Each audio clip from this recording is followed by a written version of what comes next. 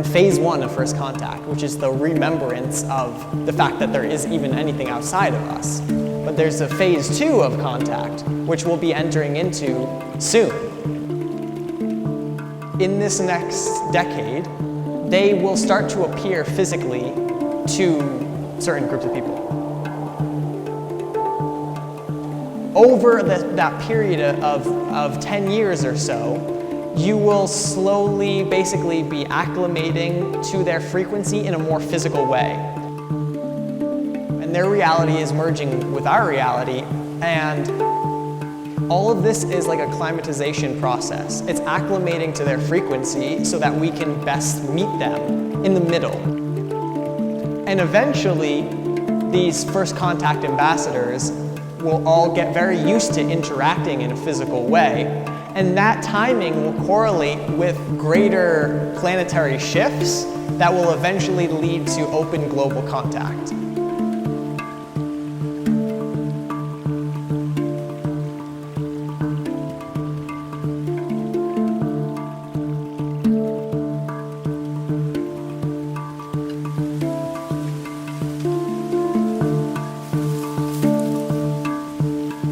Eventually, we will become part of a greater galactic council and society.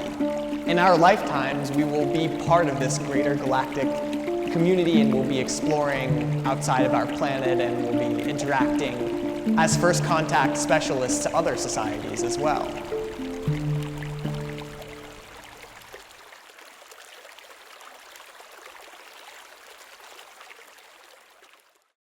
Are we being visited by beings from other dimensions? It feels like we've been asking this question since the beginning of time. I'm curious, how have these answers evolved through the ages? My name is Reuben Langdon, and in 2014 I started communicating with beings from other dimensions. Well, more like interacting with these beings through the people who channel and experience them. It was so profound that I began recording these conversations so that I could share them with the world.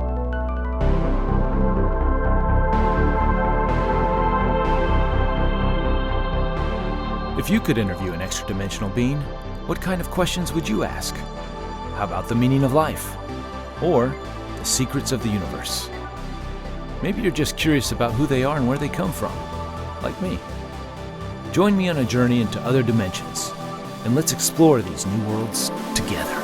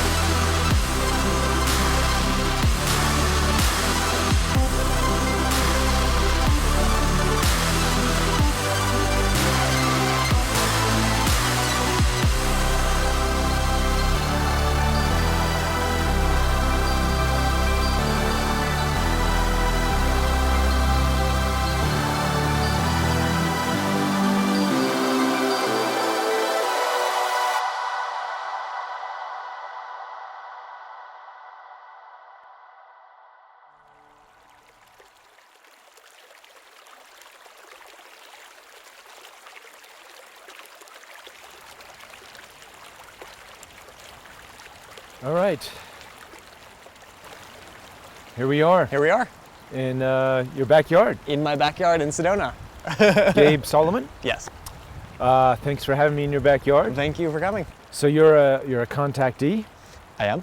Yep. An artist? Artist. A YouTuber? YouTuber. A musician. Musician, yep. Animator, 3D modeler, right. Web designer. I do a lot of different kinds of stuff. All influenced and inspired by my different contact experiences and things that will uplift consciousness. Right. Yeah. Well, let's get into that. Yeah. How did it all start for you? So I'm gonna start with just when I was younger. Mm-hmm.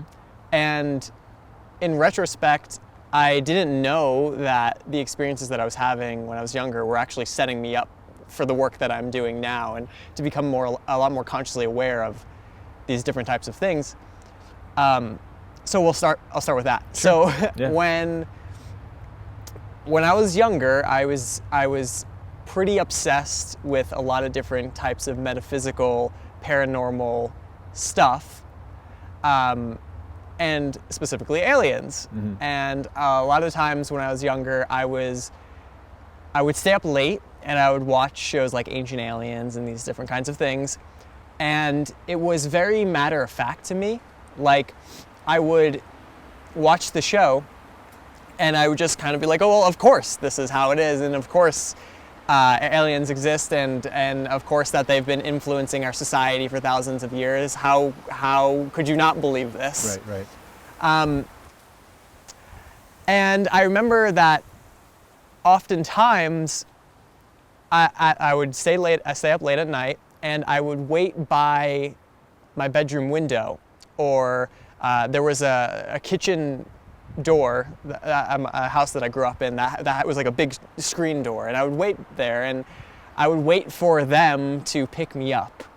And I didn't know what that meant because I was still young. Mm-hmm. I was like maybe between the time I was 8 and 10 or whatever, and I didn't know what that meant, meaning like my conscious mind was confused by that, but there was a deeper thing that was happening, a deeper recognition that was happening, that these experiences were occurring, or something was occurring. I didn't even know that they were experiences. There was like a notion that, okay, they were coming to pick me up. Mm-hmm.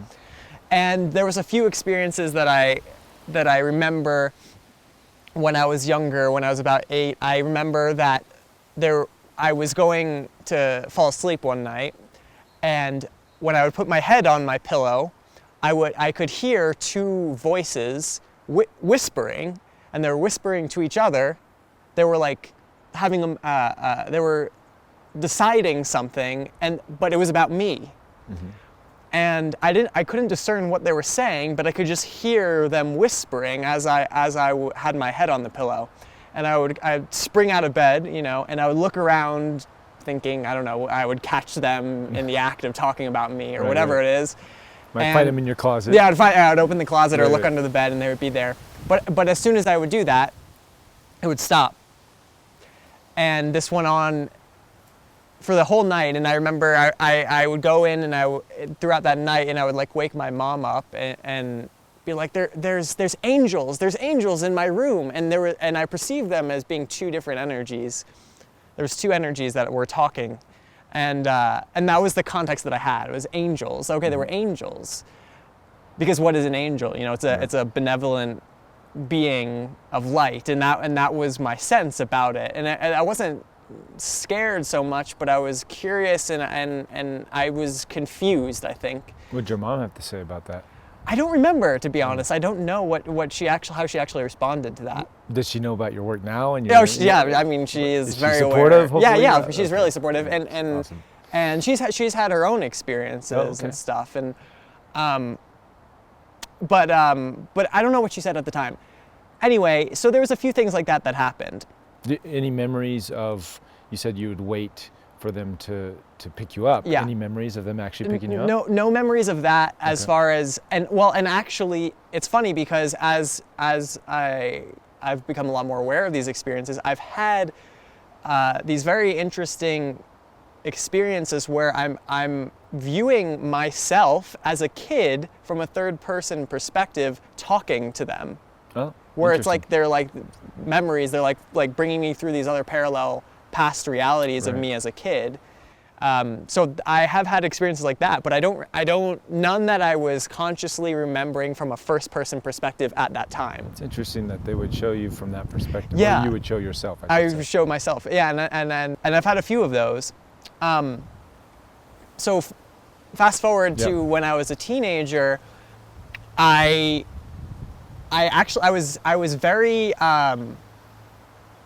was very like atheist and very like almost against like anything that was outside of like this sort of idea that like you're just a person on earth and like you live and you die and whatever and no one cares. I was very much in that attitude, and I was going through a lot of dark stuff when I was a teenager. I went through a lot of drug addiction, and I was in a very dysfunctional relationship and hanging out with a lot of people that were doing things that were not in integrity and in alignment. Wow. And Doesn't seem like you at all. No, it doesn't seem, but I was at the time, for sure. Okay. And where was this at? this was like from the time that I was like 14 to the time that I was like 17. Okay. And I mean, where did you grow up? Oh, I grew up in Connecticut. In Connecticut. Okay. Yeah. And just in the suburbs and Nice. And I was just in Hartford a couple weeks oh, ago. really? Cool. Or a month ago. Awesome. I just played a gig in Hartford like a week ago. Oh, sweet. Yeah.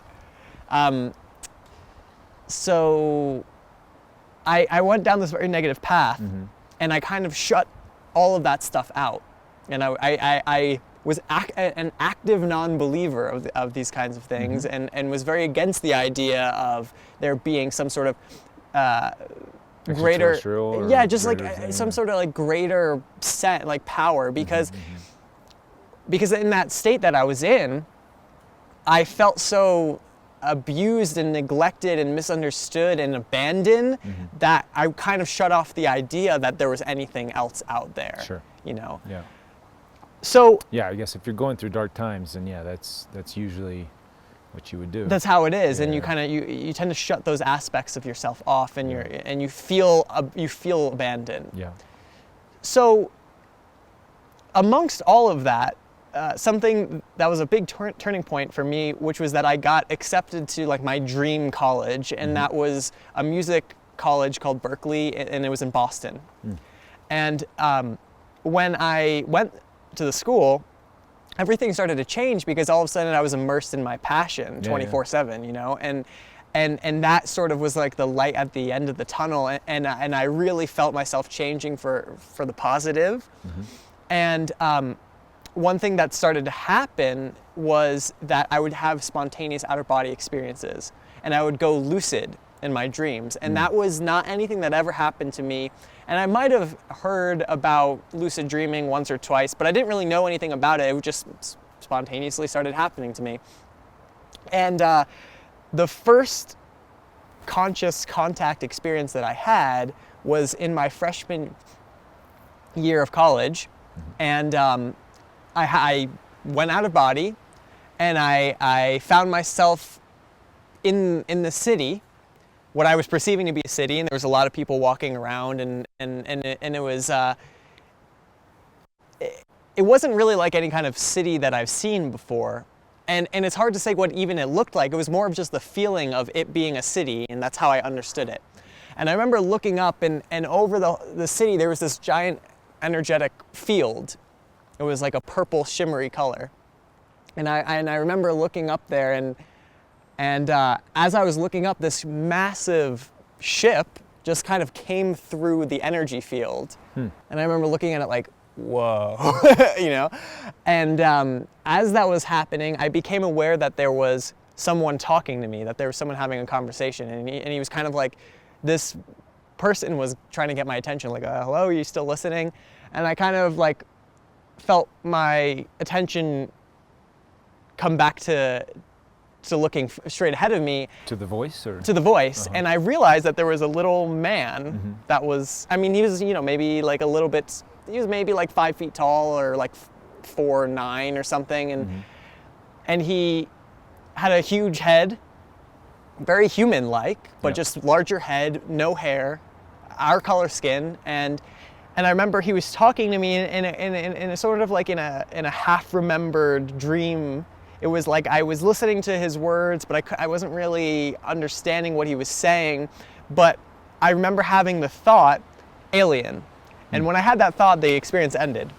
And I woke up, and that was the first conscious experience I'd ever had with an extraterrestrial that I remembered. What do you think? Do you think that was a life on another planet, another? It's a good question, and I don't really know. But I will say that he was, from my sense, he was part of one of the hybrid races, the Yael, most likely. Now, because you're more familiar with the I'm energy. more familiar. I sense that he was part of one of the hybrid races, and those are the beings, the Yael, Esasani, the hybrid children. These beings that, for a lot of people, they've heard Bashar talk about them. These are the beings that I interact with a lot, and most regularly, and I'm most familiar with their energy. Right.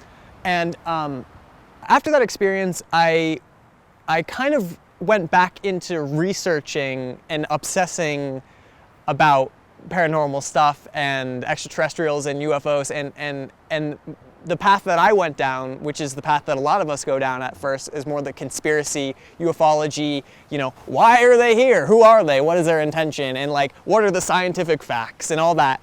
And the chemtrails, and the chemtrails, and the fluoride, and the government cover-up, yeah, and the secrecy, and the the secret underground. That's all. It's all of that, and so I went into that, but that was an important gateway because it opened me up to understanding that there was more out there, and that it gave a little bit more validity to my experiences. And so throughout that time, for about a year, I was in denial as to what was happening to me.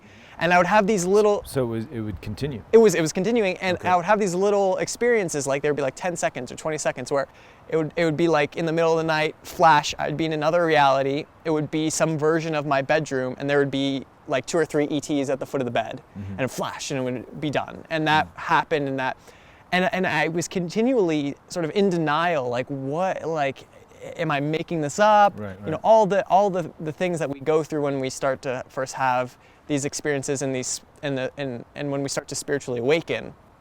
Am I crazy? Da da da da. So the turning point for me was that I read this book, and it was called An Invitation to the Dance. It was written by an experiencer named Steve Jones.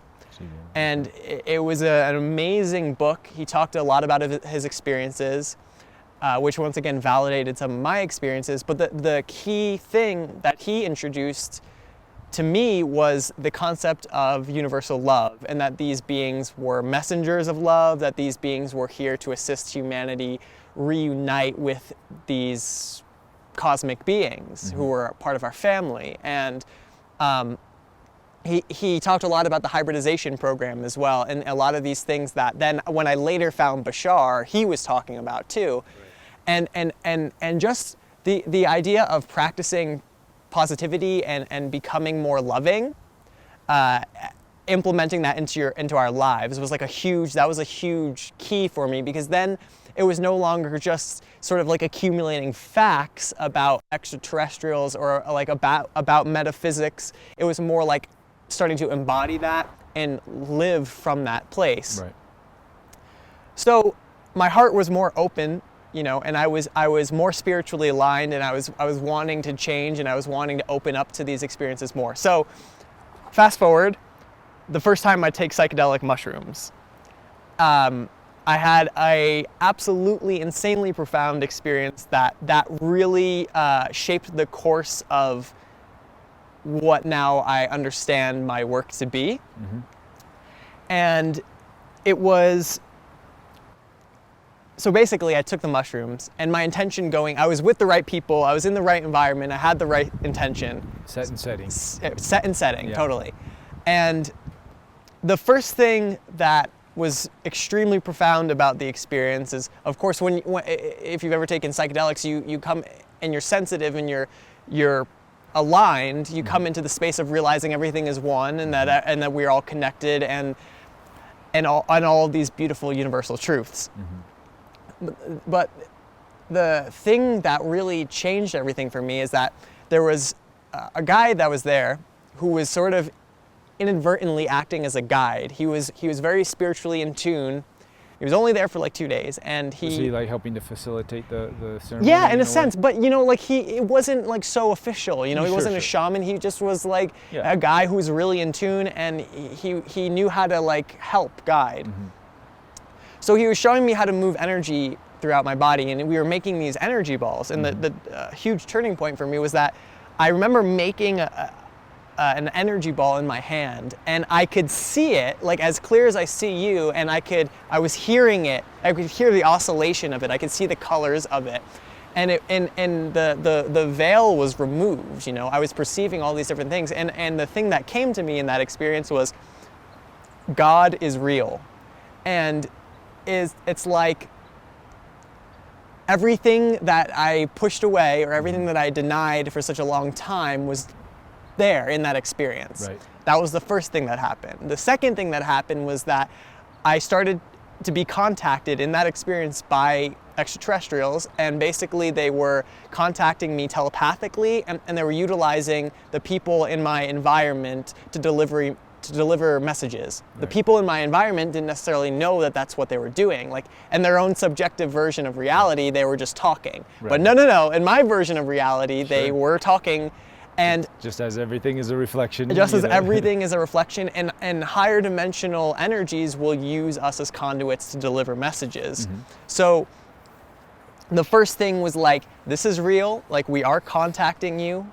And it was very direct. They were like, you are here on this planet at this time as part of a galactic federation, a council who is here to uplift the vibrational frequency of humanity. And you're going to help just by living, just by being you and being in your highest vibration, in your highest alignment, you're going to help assist humanity in reuniting with their galactic family. It was okay. It's a good thing they put that just by living, because to just say you're here to assist the humanity, well, that's a big burden to receive. It is, and I think at the time I didn't know so much what that meant. Because I immediately went like, okay, what do I have to do? Like, who do I? Now I've got this huge. Who do I have to call? Like, do I have to call the president?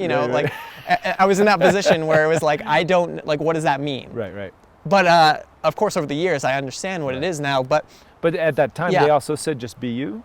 They were just like, you. It wasn't even be you. It was like, you are this. Like, you can't be anything else. Like, you are our ambassador. Right. You're going, like, you are here assisting us. Right. Like, we're your family. You can't mess this up. You just gotta be you. That's good. Yeah. That's good. And that was and it wasn't so much verb. Always verb. It was more of a feeling and an understanding. And then a funny thing that happened was that from that point, my friend who was guiding the experience, who I was mentioning, he was wanting, we were in an apartment in Boston, and he wanted to go walk down the street because he was going to some building or whatever, and he asked me if I could go with him. Right. Now, after just having that contact during the, I was still tripping on mushrooms, but right after that happened right after the telepathic communication. And so he asked me, oh, could you come with me? Can you show me where this is? And to my perception in that experience, I thought that he was going to take me behind a building and we were going to get in a spaceship and we were going to fly away. And I was like confused, I was scared, but I was kind of like, okay, I guess this is it. Like, I guess this is it. Time to go. And because, I didn't have the same context for like what was happening. I didn't have the same understanding that I do now. Yeah. It was just like, okay, I guess we're going to go in a spaceship and fly away. Your first mushroom trip. It was my first mushroom trip. Right. And just first opening up to all these things. After that experience, it was like total 360 change overnight. Like, I shifted my diet completely. I started to really get serious about meditation and implementing different spiritual practices. And just like really walking the path and wanting to become this embodiment of higher consciousness to assist in humanity's evolution. And so like I really started to live that. And so it's been many, many years since that has happened, and I've created a lot of content and put out a lot of content that has been inspired by this message and by my experiences. And at this point... Yeah, that led us to this. I got inspired by watching your YouTube videos and introducing Zylok. Yeah. And it's a fun way to get the information out. It is. It's very creative. It is, yeah. And I'm an artist and a musician, and I know how to utilize all this technology and stuff. So that's kind of how I've packaged it together and have presented it. And at this point, I mean, I have experiences multiple times a week, and I've had hundreds of fully conscious, fully lucid experiences with a lot of different types of extraterrestrials. Wow. And a lot of it, honestly, like, I don't always like talk about how like my experiences necessarily. Like, I talk a lot about the messages that have come from the experiences. Right. But yeah, some of the stuff that I've experienced is insane. Before we get into that, I just want to double check. Sure. Let's do a little pause, because I think I want to readjust.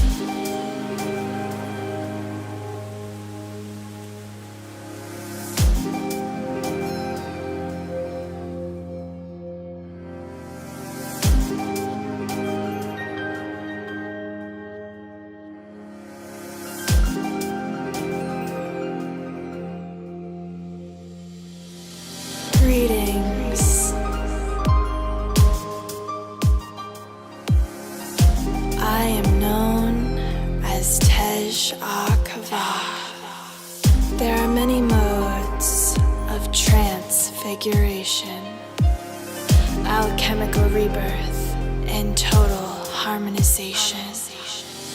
Through the integration of the synergistic flow, there's a certain state of being that one begins to know. With every seed of an idea lies the potential to receive an even fuller representation of the space between.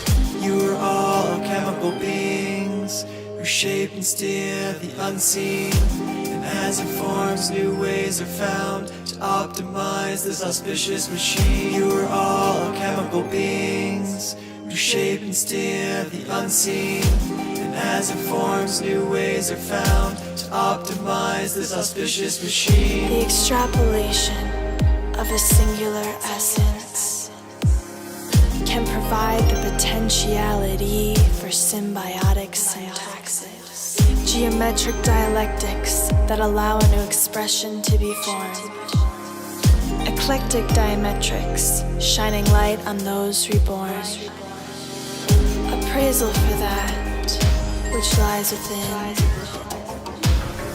birthing solitary sights to the heavens. May it seek to satisfy the compulsion for comprehension. May it seek to satisfy the compulsion for completion.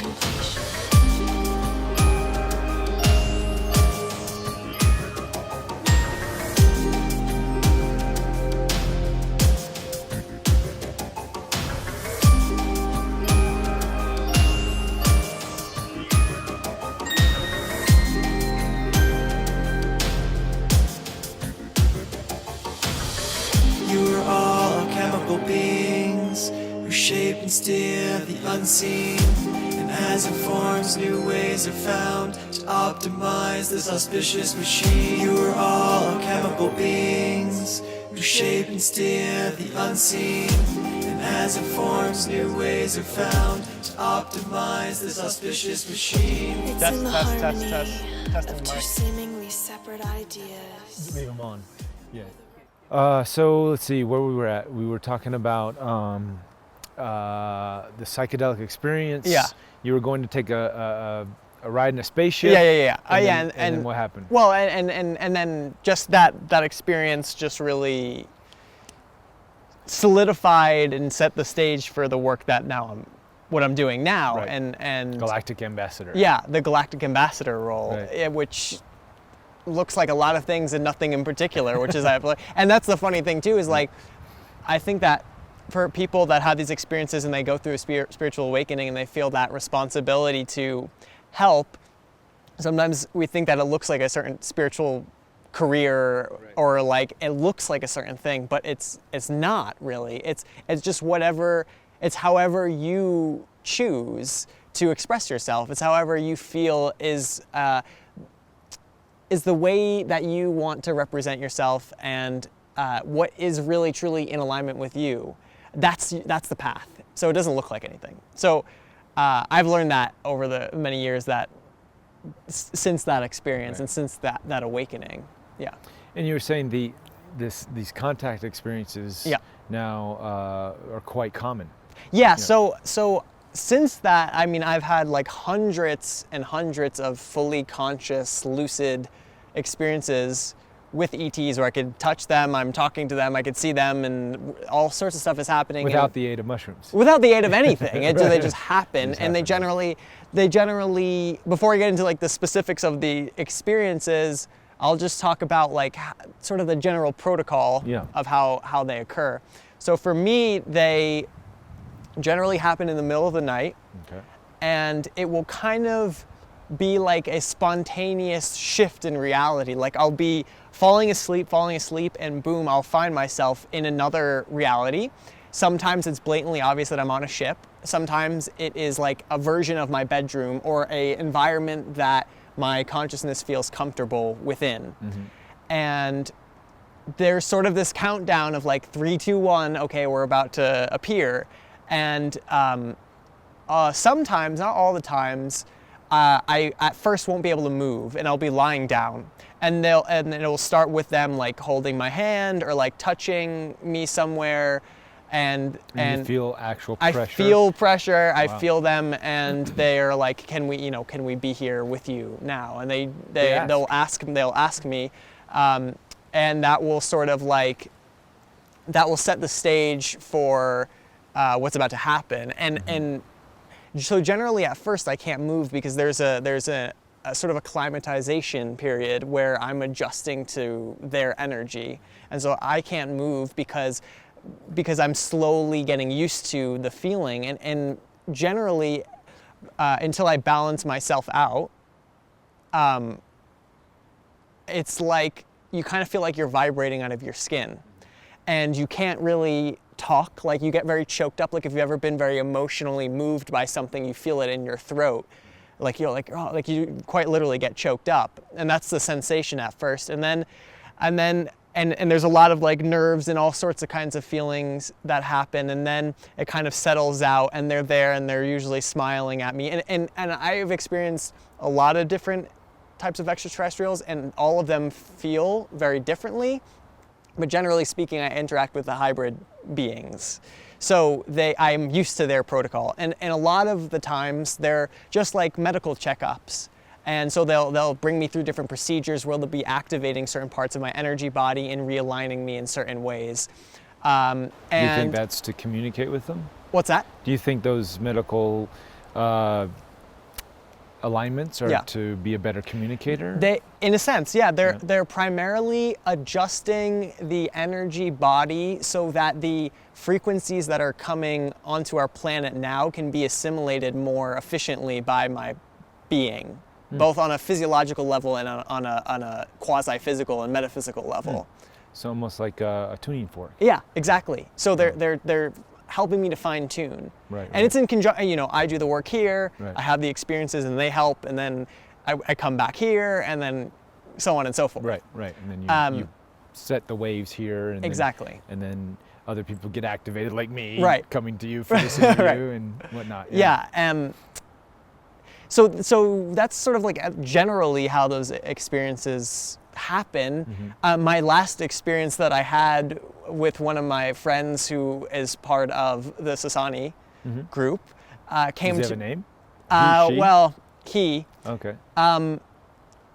Yet sometimes he does, sometimes he does. It's Sure. kind of like, it's one of those things where, so they don't have names in the same way that we understand it. They will give the contactee a name so that we can familiarize ourselves with their energy. Right. And also because they're so unified and they work as one, sometimes it's like, are you this being or that being? And they're like, that doesn't matter. Doesn't matter, right. That's because we operate as one collective mind. Yeah.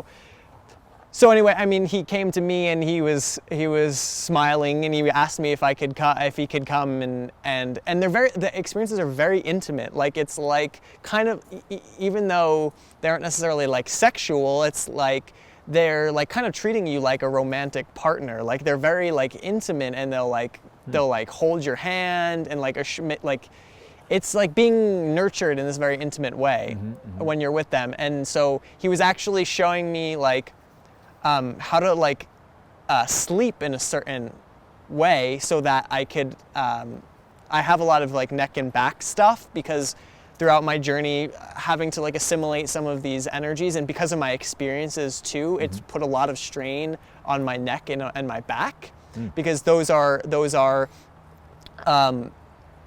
like powerful reciprocal points of the body that integrate these higher energies. So that energy comes down through your spine. So anyway, he was helping me to sleep in a certain way and bring more awareness to how I'm sleeping and how to like where to actually place my pillow so that I can more effectively not injure myself. Sure. So that was an interesting experience. And then there's so many, but there's some that are like even more unbelievable. Like that one was pretty mundane in terms of. It's the other extreme. Yeah. Some of the unbelievable ones. Another one was actually was the one that I was mentioning with the reptilian. Oh, okay. which which was a cool story, I think. So, you know, the experience. Another way that these experience starts is that I become lucid, and I'll be looking out a window, and as I'm looking out the window, a ship will appear. And so that's how this one started. I looked out, there was a ship there, and it was like, okay, I know what's about to happen. Right. And I'm looking at the ship, and it's like, boom, and my consciousness gets like sucked into what felt like a portal. So then there's a flash. What does that feel like? Like you're flying down. Okay, you know what it's like? It's kind of like you're flying down, if you've ever been to like a water park, and you go down one of the water slides, Tubes. and you're like in a tube, right? And you're in that enclosed space. Right. That's kind of what it feels like, Nice. but more intense and more like defying of space-time. Like one moment you're flying backwards, and then you're like falling, and it's hard to explain exactly. No, but that's a great analogy. Yeah. So flash, and I'm in a room, and there's two beings. One of them is like a shapeshifter. I'm just calling because, you know, Shapeshifter because he was shifting, you know. And then the other one was this very tall, like maybe 9-10 foot tall, lanky green reptilian humanoid being, like very lanky, and was wearing like a priest robe.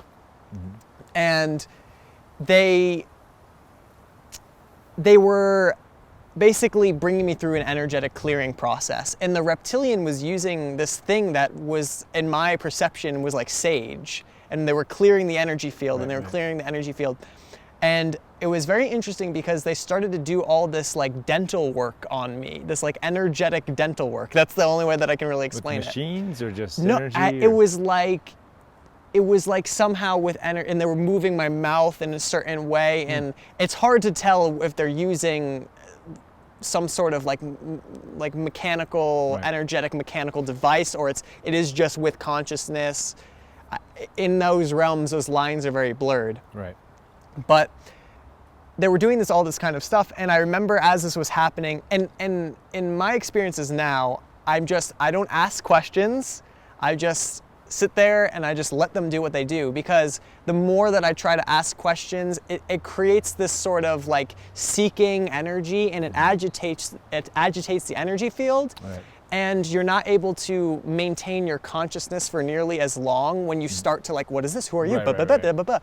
It gets too much into the chatter mind, you know? So Pulls you out of the experience. It does, it pulls you out of the experience. So you just learn to kind of relax into it and just let it be what it is. But I was laying there, and I see in the corner of my eye, the reptilian walked from the bed to the other side of the room. And as he was walking back, he was going like this, and he was covering his eyes. And I asked the other one, I was like, why is he covering his eyes? And it was a combination of like telepathic communication, like audibly, and also just like direct knowing that it was, they were concerned that if we made eye contact, it would trigger something energetically that would be overwhelming for me and overwhelming for him as well. And what was explained, or what I knew in that moment, was that the group that he was from was healing a lot of wounds with humans, as well as humans healing a lot with the idea of reptilians. And the conflict between humans and reptilians, and the entanglement between humans and reptilians, and the Perception, maybe? It's hard to explain. Like it's more just like the misunderstanding between reptilians and humans is one of the oldest histories of our galaxy. Right. Yeah. And so there's a lot of wounds that need to be healed there. And it was like, if we had made eye contact, there would be such this energetic force that would happen that it would be too much for us. So he was covering his eyes like respectfully towards me and for himself. But it was fascinating, because then what happened was that he laid on the foot of the bed, and he held my hand. And so you have to imagine like a hand that is like three times the size of mine. Right. Very soft, some slight scales, but like really, really soft. So I'm holding his hand, and I'm like, first of all, just like amazed by the feeling of what that is physically. Yeah. And he starts to bless me, and he starts to like say this prayer where he's like, may he be blessed, may he be free, may he, and he's going on. And then he says something that was really interesting, and this is how the experience ended, where he said, may he, but it was me, but it was meaning mankind. He said, may he look upon the face of the lizard people as they once did in the ancient times. Like, meaning like, may we see reptilians in the divine light as we once did earlier in our galactic history. And all of that was, once again, it was like, he said that, but it was all of that was understood by me in that experience. So that one was quite fascinating. I mean, and you see, we have these ancient monuments that were, in Göbekli Tepe, they're finding this, like the serpent statue, and the serpent mound in North America. There's all this serpent symbology that seems to be held in a very sacred manner. In like old times. This is, pre the modern day image of an idea of what a reptilian or serpent type energy is. I've had quite a few experiences with these reptilians, and it's understood that like they ask me to do this because I'm very comfortable with interacting with all different types of beings. Some look very unusual, some basically just look like us, and sometimes their skin color is different and their eyes are a bit bigger or whatever. And I'm kind of like put in these experiences because I can bring a lot of healing to that timeline and that lineage, because I'm not afraid of these experiences, even though there's some like, whoa, okay, this is intense when this comes up. There's not judgment. And that has come through having so many of these experiences over a long period of time. I've in my own work, I've sort of noticed that too. If you open yourself up. For me, it was a mantis being. Oh, cool. Having sort of not judgment, but curiosity.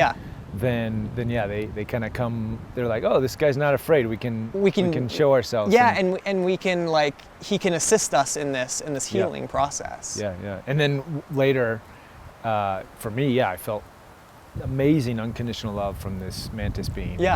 And this image of the insects, which is, we have this. Maybe there's this collective trauma in some way from insects and reptilians and these things that we're all, we think, oh, that's gross, and we create in our monster movies. Oh, we create totally. all these, I mean, there's all that stigma around those kinds of forms. So we got to sort of work through that a little bit. We do, to connect. And they're just forms. They're just forms. They look like the rock, like the tree. They're just other forms. When you connect to the actual energy, it's. Like you said, unconditional love. It's amazingly loving, and they're fantastic to be around. That like every time I have an experience, I'm just like I come back from that experience and I'm just like ready to go. I feel recharged from that because of the pure positive energy that's generated from my interactions with them. Well, you mentioned the Sasani being. You didn't mention his name, but do you have any other regulars that kind of visit you often? Well, I mean, there's a whole group of them that are Sasani, and then there's one being. Do they talk like Bashar? Well, and it's funny because I've had 3 conscious interactions with Bashar, like the entity Bashar. Okay. And those have been very interesting. The first interaction that I had with him. I knew that it was him, and he was explaining to me how how their civilization is excited to learn from polarity through humans in the way that we're learning, and that he showed me an experience where he was with his group and they were exploring some planet, and they ran into this like local indigenous, like almost like an octopus type being, and they had some.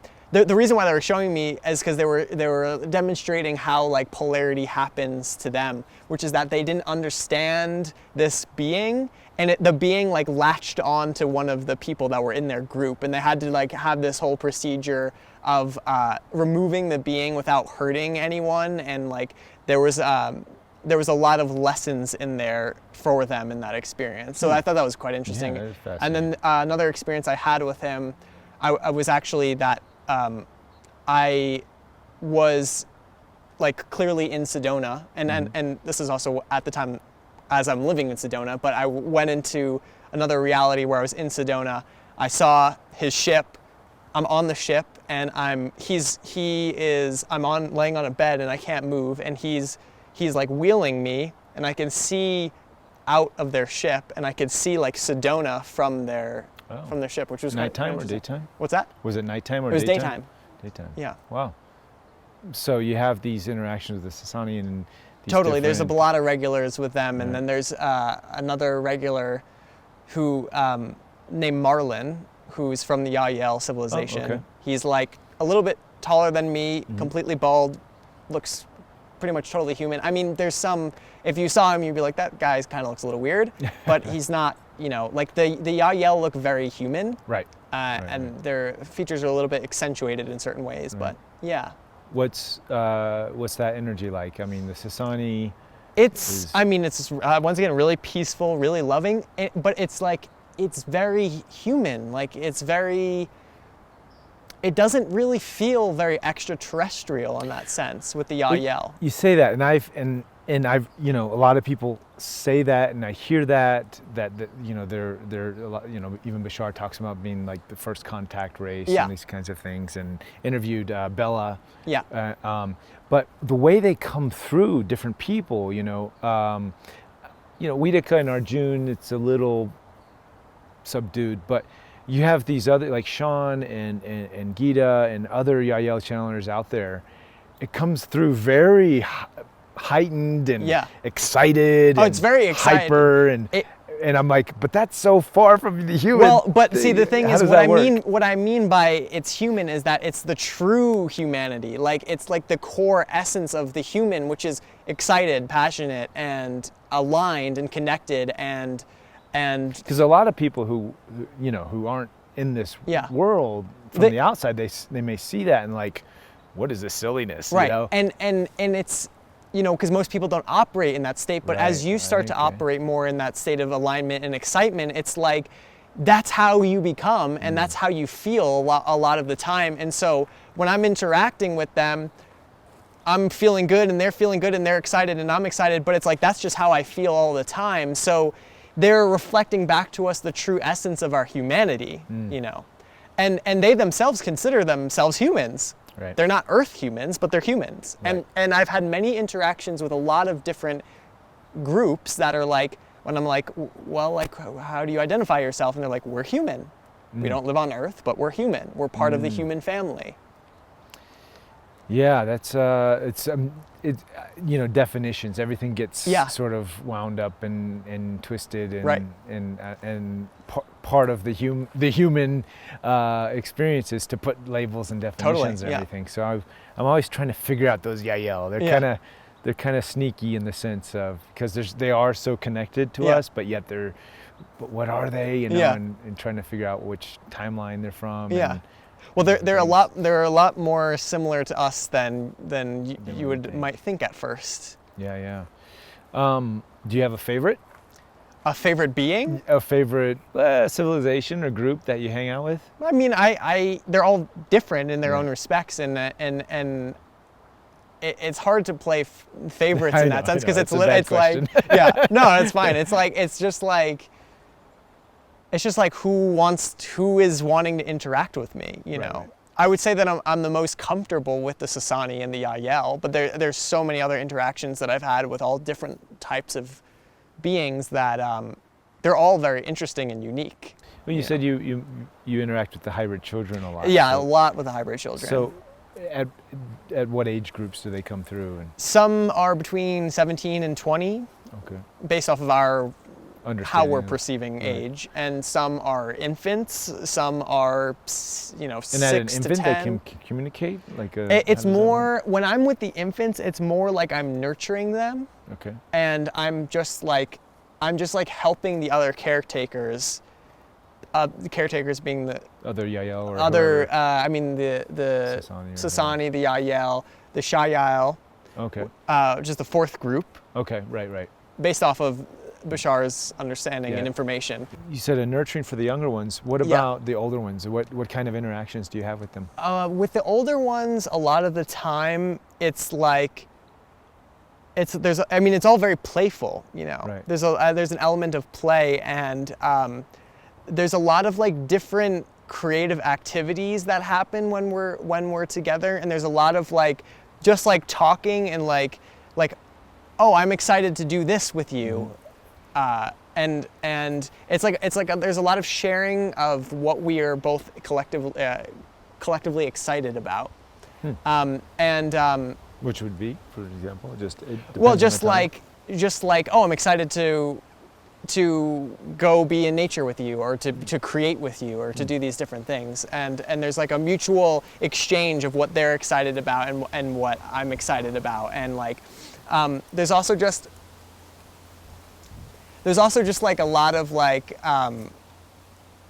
sometimes they don't say anything. They just will look at you and like smile, and sometimes I'll have experiences where like I'll be like, they'll make fun of you sometimes, like playfully, not not harshly, but like I remember that I couldn't move when I was with one of the beings that is actually one of my daughters. And she was like looking at me from above, and I was like making these faces because I couldn't move because I was paralyzed, and she was making those faces back at me and laughing. Wow. So I mean, it was a very visceral thing. It was very visceral, yeah. Wow. So you have daughters. Daughters, you said S. Yeah, I mean, and it's like the way that we understand having daughters and children is a bit different than how these experiences, or how their understanding of it. Basically, we donate genetic material, energetically and physically, and different beings are created through this donation of genetic material. That's the hybridization program. And those beings 100% consider their genetic donors as their parents. Fully. Okay. Like mommy and daddy. Just like we consider our parents. Yes, and so we don't always consider... But the caretakers, how does that... The caretakers are different extraterrestrial groups. Okay. And would they consider them parents at all as well? No, they consider them caretakers. Interesting. Like we would, like a nanny? Yeah, actually, yes, that's a good analogy. And so those beings kind of act as like surrogate parents. And they will take care of them, and they will teach them what they need to know until the time is upon us where those hybrid children will inhabit our planet and share this space with us. And from that point, we will teach them in whatever way is necessary. And of course, we also teach them a lot on the ship. And when I say teach, it's not so much like, okay, class, like here's a lesson and you're writing stuff on a chalkboard. It's like you're teaching them through your experience. And they basically they have this protocol where they can go through your experiences, they can access your experiences, because your experiences are stored in the cells of your body and in your DNA, and they can access this and they can learn from accessing this information. So that's one of the ways that we teach them, and the teaching is very dynamic and will change as they are actually like physically with us. And as they evolve and understand those teachings too.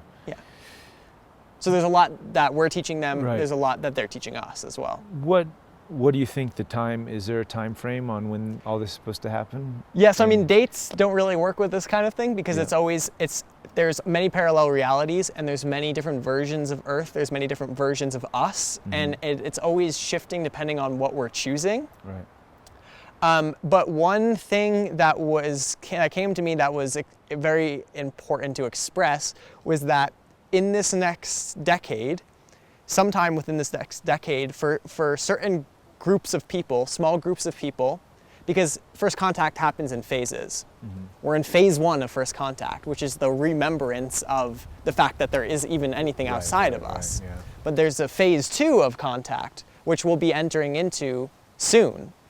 And this phase 2 is that basically they will start to appear physically to certain groups of people. And so the way that it's going to happen is like maybe you get called to go hike somewhere, and at first you see a ship. Right. Okay, that was quite profound. I see a ship. Right. Then maybe a month later you see that same ship, and you're in a different nature spot and you see the same ship. Okay, Right. you're like, okay, I recognize that. Now, and I've also had experiences where they've shown me their ship and they're like, describe that to me. Like they will ask me to describe it to them so that what their ship looks like is ingrained in me, so that when I see that, I will immediately recognize that as beings that I'm familiar with. Right, right.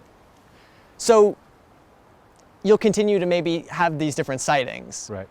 And then eventually you might go somewhere and one of the scout ships will be landed somewhere. In a field. In a field. Yeah. This is general because it's hard to get into specifics because it's going to happen different to everyone. Right. And maybe you see that ship and you see it and it's profound and it's amazing, and maybe they'll in some way communicate with you. And then maybe a month later you see that same ship and maybe you'll see them standing there. And then maybe 2 months later, a year later, the same thing will happen, but they will actually come over to you, and they'll actually hold your hand, and they will actually really physically embrace you. Right.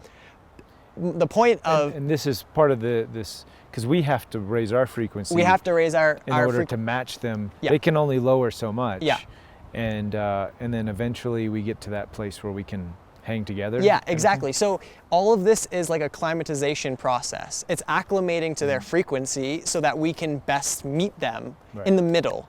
Right. So the point of what I was saying, I was just kind of giving some examples. Sure. It's like at first the experiences will be sparse. Right. At first there'll be little sightings. Over that period of 10 years or so, you will slowly basically be acclimating to their frequency in a more physical way. Right. And then eventually... We're talking about lots of people, right? Having these things. We're talking about lots of people. Okay. But I know in this realm and doing this work, I know a lot of people already having these experiences like this. Yeah. So but I'm saying that I'm saying that on a more global level. Okay. And it's going to like on a global level and in this reality. Right. Their reality not will... so much in a dream. Like what you're experiencing now is in this not physical realm here. It's more in a quasi-physical kind of capacity. A dream sense. Yeah. But, even though they're like, it's still as real as I'm talking to you, but sure. I consciously recognize that it's not in this reality. Right. It will be though, and their reality is merging with our reality, and so, but there needs to be a process of acclimation. And eventually, these first contact ambassadors will all get very used to interacting in a physical way, and that timing will correlate with the ambassadors on Earth or their ambassadors? Okay. Well, both, but it's more so about us getting used to them. Like They're yourself, pretty used to us because they interact with us a lot, right. a lot. We just don't remember. Right. So this will coincide with greater planetary shifts that will eventually lead to open global contact. And open global contact meaning like they're here, they're a part of our society, they've integrated into our society, and that eventually we will become part of a greater galactic council and society.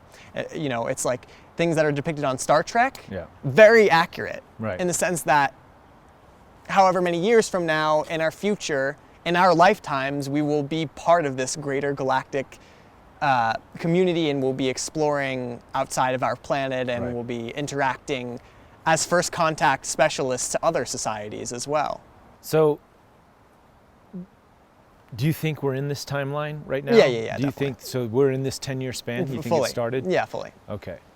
Because, we have just a couple weeks ago, the Navy with the announcement that, I don't know if you caught that. No, what was that? It's sort of a continuation of this To the Stars Academy, the New York Times announcement 2 years ago, and the release of these 3 videos from the Navy, official videos, sort of they're saying they're UAPs, right? Unidentified aerial phenomenon. We don't know if they're ET or not. We're not saying they're ET, but they're not from this planet, Right. basically. And cool. And we're getting this in little bites, you know. Yeah. Tucker Carlson interviewed Donald Trump and said, "What's the deal with the Navy stuff? Sure. Do you believe in aliens?" Yeah. And he's like, "Well, I don't believe in aliens, but I believe our Navy guys." Yeah. And then a week later, the Navy comes out and says, "They're not from this planet. Okay, yeah. They're not from UFOs, but they are not from this planet." Right. Officially. Right. In the 3 videos that they released, officially, fully, they had already been sort of vetted and everything, if you do your homework, but there was no official announcement. Sure. And now it was official. No, well, that is definitely a step in the right direction. Right. And this will sweep the world by storm. Yeah. Well, we had Storm Area 51, right? Exactly. You know, just a couple weeks ago as well. As if it couldn't be any more blatant. But it will take the world by storm. Also, global contact won't happen until humanity is at a certain level of energetic integration. Sure. Meaning, like, they're not going to come land if we're still at war fighting. Yeah. But the good news is that ascension is happening. More. That could just create more polarity. It would create a lot more polarity. And that's not the agenda. It's not the agenda, and it wouldn't be helpful. Right. So we're on the ascension timeline, and this is happening. Right. You know, ascension is happening, and the timeline that we are on is peace on earth. And of course, all of us will always be at various stages of where we're at in our own integration. But generally speaking, when the planet reaches a certain threshold of positive focus, then global contact can happen. Right. You know, and it's you know, no dates, nothing like that. Sure. But it's happening, and it's going to happen soon. Like, all of these things are going to really come to head. Right. And I know that this next decade we will see a lot of completely paradigm shifting things happen in our society. Well, it's a lot of people who, you know, are in this space, they want it now, right? Why, you know, because we know in our bones that that it exists. We've had these experiences, and we're just like, hurry up. Right. But we seem to sort of forget that it is happening, right? It is happening. And we forget too that, like, it's a process, and it has to be a process because of what all of this entails, what this all entails physiologically, what this entails energetically, what this entails socially, all of these levels. It's big stuff. If it happened overnight, it'd be like eating a hot chili pepper or something, right? Exactly. And you'd probably have to go to the bathroom. Exactly. Yeah. That's a good way. And you wouldn't retain any of you wouldn't any of the nutrients. And it wouldn't be for the benefit of all. It really wouldn't. Yeah. So it's a gradual process. Right. Though at the same time it's happening, and it's going to continue to accelerate. Right. Yeah. So maybe, you know, a good reminder to everybody who's watching. For sure. It's already happening. And it is already happening. We're having this show, we're having this conversation, there's people watching, we have an audience, so just sit tight. Sit tight, seriously. It's happening. It's happening. Yeah. Any other thing you want to add to that, to final? The message is about love, man. You know, it's about creativity, it's about unity, and it's about coming together as a global consciousness and as a global community. And that's what the message of these extraterrestrials are. It is truly that we are all connected, we are all family. And when we're able to put aside our own personal agenda, and we're here, we really allow ourselves to be here and be present with being of service to the planet. And when I say that, that just simply means, it means a lot of things. Yeah, but I'll say it like this. Because we hear that a lot. Yeah. We hear so that. what is, so like, to clarify this in clarify, closing, being of service to the planet is being vulnerable, it's being authentic, it's being honest with how you feel, first and foremost, and it's about allowing yourself to love how you feel to the point of your feelings becoming integrated and harmoniously balanced. That's the first fundamental level of service. And then from that emotional integration, it's what are you inspired to do? How do you put put your service into action in a practical, physical sense. You know, like what you're doing with the show and with what I'm doing with the YouTube channel and the art and the music and everything. Well, then, I mean, for us, it's as artists, it's simple, it's easy, because artists sort of have this free pass to do whatever. How could you, any ideas for somebody else? Okay, I love that question. Say that you're a mom, a single mother. Yeah. Okay. There you go. That is just as significant as the artist, as you know, an artist who's doing stuff, creating art about ETs. So your job as a single mother, whoever is watching this and is a single mother, your job is to raise your children with the utmost love, compassion, gratitude, and nurturing energy, and to allow them to be free and be fully expressed in who they are. Now that is a powerful planetary service, and that is something that shifts the whole paradigm of parent and child. Or say that you're a business owner. Right. To run a business that is ethical, that's of integrity, that is wanting to be about connections rather than just about how much money you make and how much you can get from someone. Right.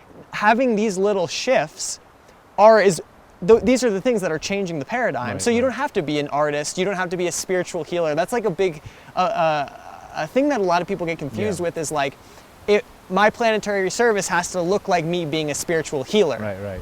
It doesn't. Right. It doesn't look like anything in particular. It literally just looks like you being more loving, more vulnerable, more authentic in being you and sharing that with others. There's so many opportunities throughout the day to anchor in a higher vibration of love and compassion. So many. And so when you take those opportunities, you are being of service. Sure. And all of these little ways, in the way that you treat yourself, and the way that you talk to yourself, and the way that you talk to other people. Right. It's in the simple things that's how we change the paradigm. You don't have to be talking to ETs or none of that. Going into interdimensional planes of existence. It's not important, and people get really and you know, so like one of the reasons why I don't always like share, you know, I've shared a lot of my experiences in this interview. Yeah. And I don't usually share a lot of my experiences. I make art that has come from my experiences. I talk about the message behind these experiences, but I don't always talk about my experiences themselves because people get very caught up in that. Yeah. And it's a play. Sure.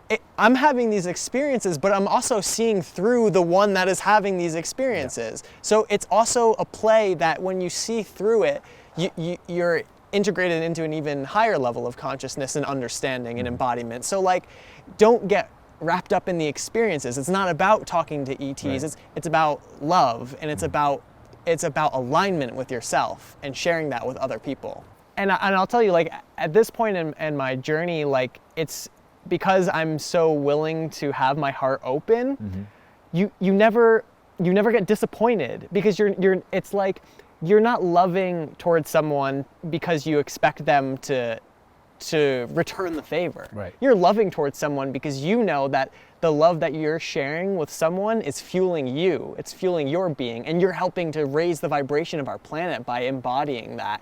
So for me at this point, it's just, I have an open heart and I share that with everyone, and I can see people's realities changing just by me sharing love with them. Right. And just by being myself and expressing myself with excitement and compassion and passion with what I'm doing.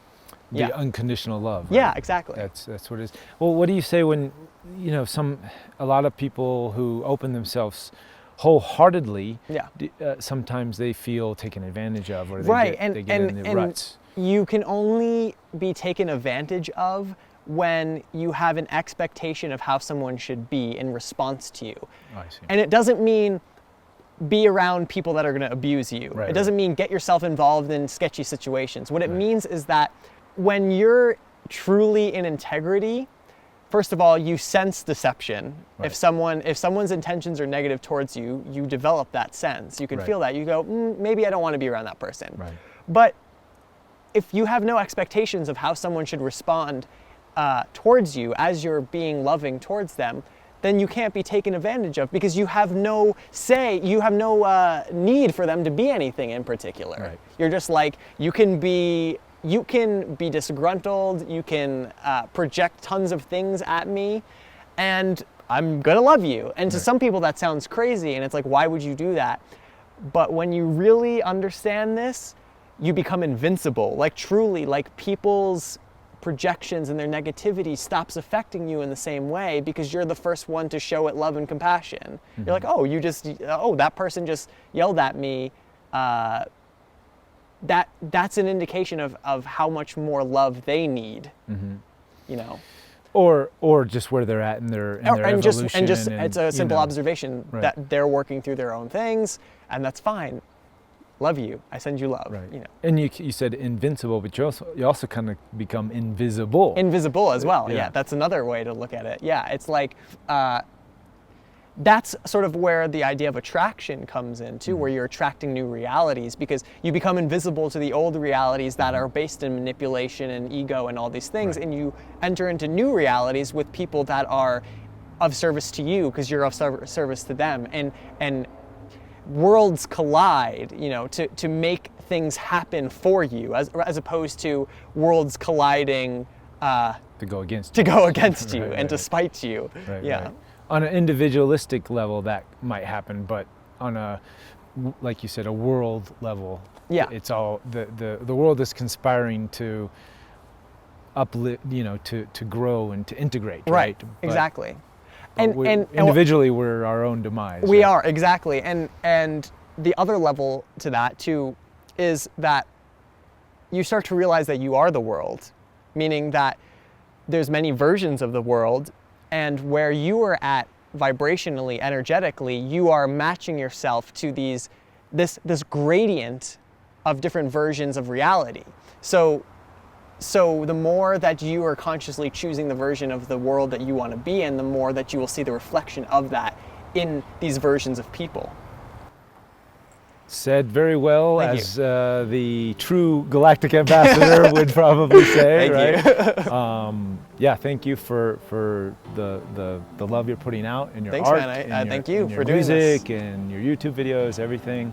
And continue to share this message, and I think you hit the nail on the head there. Yeah, awesome. So, Thank thanks, you, brother. Man. Thank you. Big hugs. Yeah, definitely. All right. Of the sun.